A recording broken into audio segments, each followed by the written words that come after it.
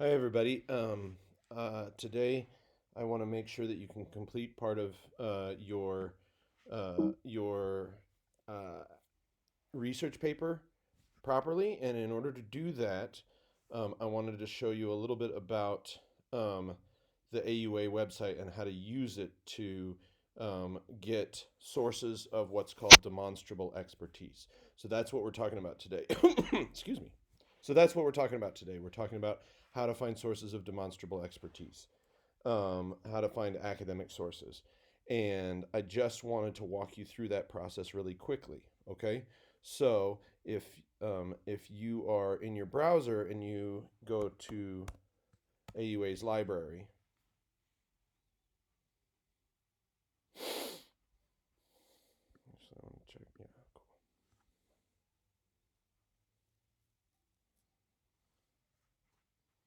AUA has a lot of electronic research collections, and what that means is they are databases where universities and other organizations store high quality research driven articles, right? And we have access to these through AUA because we pay for them, right? And I'll show you that up closer in just a second. But what you need to know first, and this is absolutely crucial, is that if you're not on AUA campus, like none of us are right now, you have to actually go through a portal. Okay, so in order to go through that portal, you come down here to access e-resources off campus, and you click on that, and it's going to take you through to a place that's going to ask for your username and your password. Go ahead and enter those, and then click login, and it's going to take you to a page that includes all of these databases that I'm talking about. So, research databases, places where academics store their work, right? And we pay for access to these. These are not just accessible necessarily to everybody online, although some of them are, okay?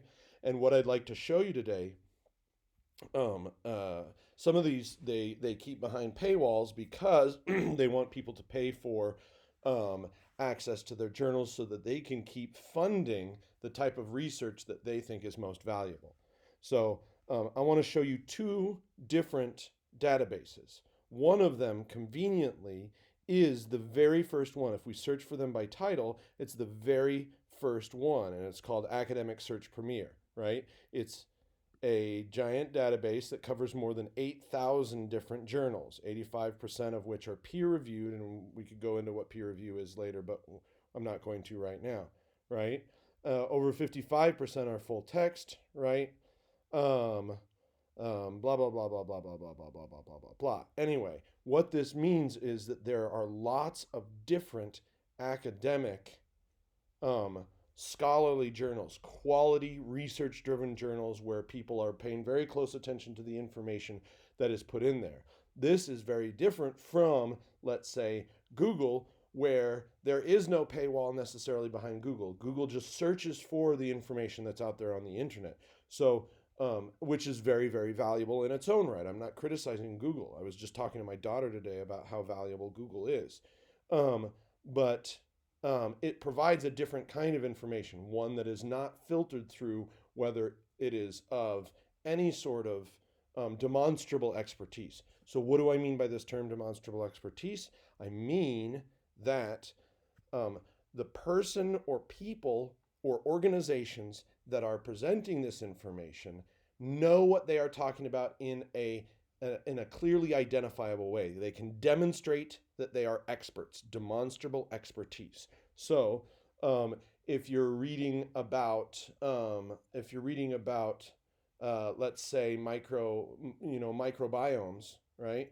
You're reading about that from someone who has a background in microbiology. This right? This portal that we go through to access e-resources off campus, I feel very comfortable, and this is the important part for you.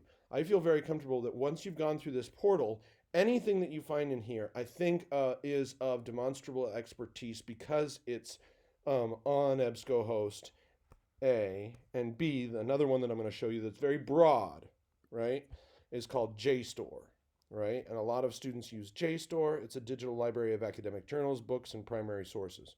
So both JSTOR and EBSCOhost, Academic Search Premier, both of these I think are really valuable research journals. Excuse me.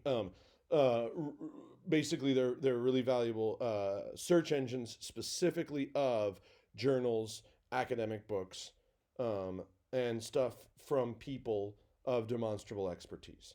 So that's what I want you to know about it, because um, if you're searching on Google, whether somebody is writing, whether the person, people, or organization that's writing about, let's say, microbiomes is of any demonstrable expertise, that's not something that Google looks for, right? And that's fine. Again, that's fine. But for this assignment, you need to provide resources that are of demonstrable expertise. So you don't have any choice. I'm not going to just accept something from somebody who's talking about microbiomes that, maybe they're a talk show host, maybe they're a journalist. That doesn't necessarily mean that they know what they're talking about. So I'm looking for demonstrable expertise. So EBSCOhost is a really valuable place to start. Obviously, it's not the only one in here. There's tons of different databases that have different focuses, but I just wanted to show you two of them, right? Some of them are more focused, some of them are more broad, right? Diaspora is obviously more focused. It's dedicated to multidisciplinary study of the history, culture, social structure, politics, and economics, both of traditional diasporas, Armenian, Greek, Jewish, blah, blah, blah, and new transnational dispersions, which blah, blah, blah, blah, blah, blah, blah. So obviously you're not going to find stuff on microbiomes in here, but EBSCOhost and JSTOR are really good places to look for just about any topic that has scholars talking about it, right? Now, those are two good places for you to search. You obviously have to get to them through the off-campus portal, okay? If you want to go outside of those to do your research, that's okay. If you want to use something like Google that's not going to have that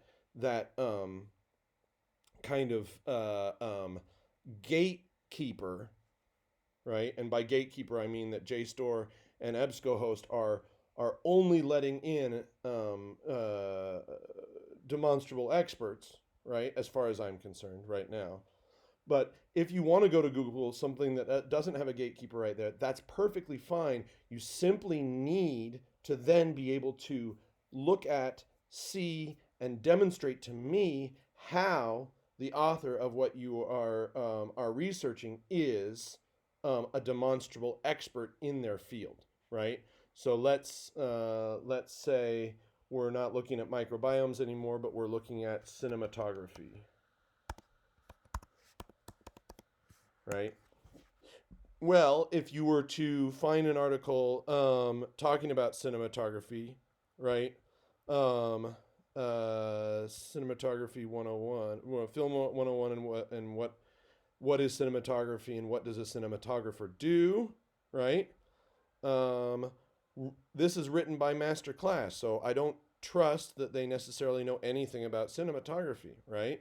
But if I were to find something that was written by a well-known cinematographer, right, then I'd be perfectly comfortable with that. It's simply the question of, can the person who's writing this be able to demonstrate why they know what they're talking about? That's the question that I'm going to be asking you when I look at your research.